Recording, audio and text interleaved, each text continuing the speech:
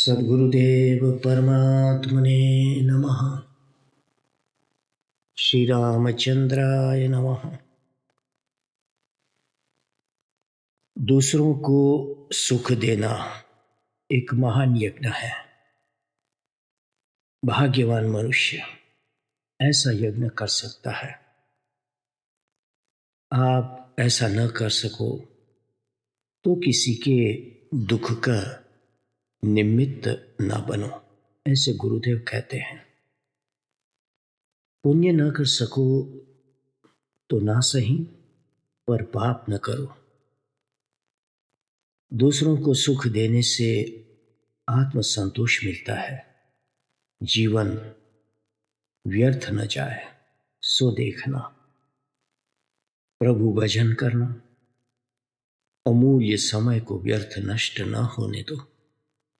जो दिन निकल गया वह वापस नहीं आएगा।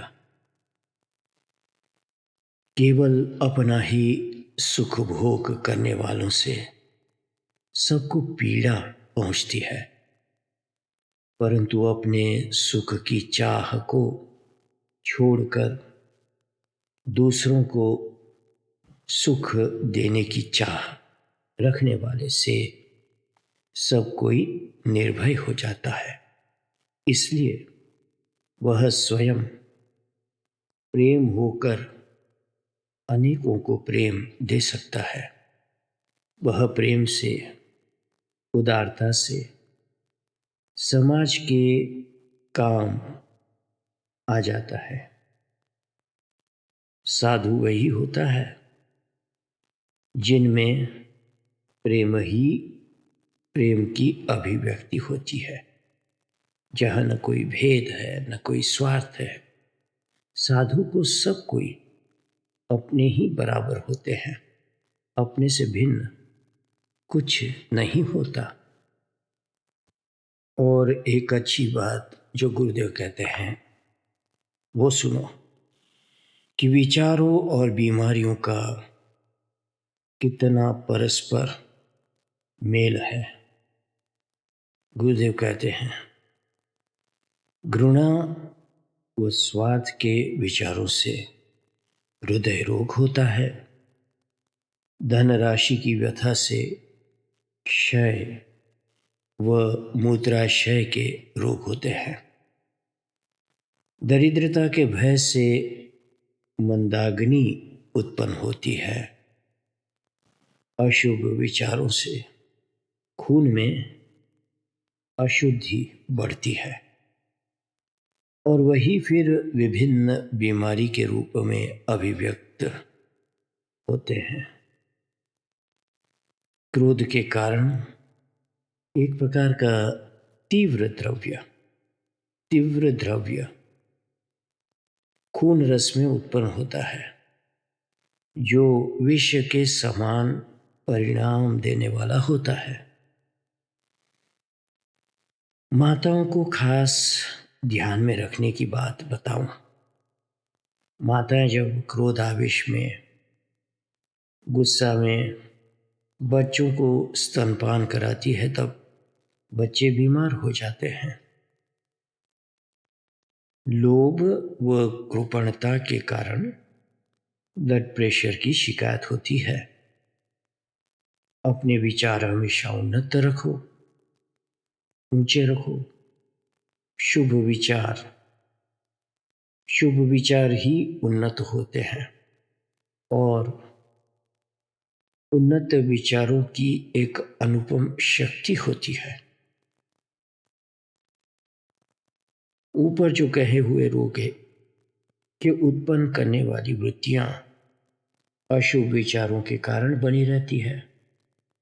इसलिए विचार शक्ति अत्यंत शिथिल कमजोर होती है और तब बीमारियां हम पर कब्जा कर लेती है। लोभ, भय, चिंता, कृपणता इत्यादि वृत्तियों के वेग से चित्त कमजोर हो जाता है। कमजोर चित्त इधर उधर अस्थिरता से भटकता है। चित्त के अनेक प्रकार की चंचलता हृदय में अनियमितता ला देती है। धड़कन कभी तीव्र कभी मंद कर देते हैं। इससे रक्त के भ्रमण में भी अव्यवस्था होती है, तो नाड़ियों में विकार उत्पन्न हो जाते हैं।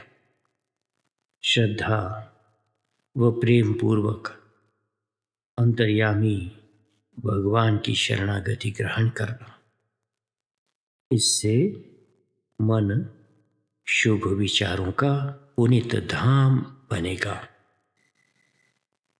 भगवान सर्वत्र और सब में है। जहाँ भी जिसमें भी निष्ठा करोगे भगवान वहीं प्रकट हो जाएंगे। भगवान कर्तुम अकर्तुम अन्यथा कर्तुम समर्थ है। उनके लिए संभव असंभव कुछ है ही नहीं। और जब हम अशुभ कर्म करते हैं तो क्या होता है? उसका तो असर बुरा होता ही है। तो मन से ही जगत और जगत से ही मन, ये श्रृंखला बड़ी विचित्र है। पूर्व जन्म के बोए हुए कर्म बीजों के अच्छे बुरे सुख दुख आदि फलों को भोगता है और साथ ही साथ शुभ अशुभ भले बुरे नए कर्म के बीज बोता भी रहता है मन। इसी प्रकार कर्तृत्व भोक्तृत्व चलता रहता है। बोया हुआ एक ही बीज एक ही फल नहीं देता है, अपितु कई 100 गुना फल देता है। और आज जो बीज बोया जाता है वह आज ही फल नहीं भी देता है, कालांतर में भी देता है। इस प्रकार आज किए हुए कर्म जन्मांतर में फल देते हैं और अनेक गुना फल देते हैं।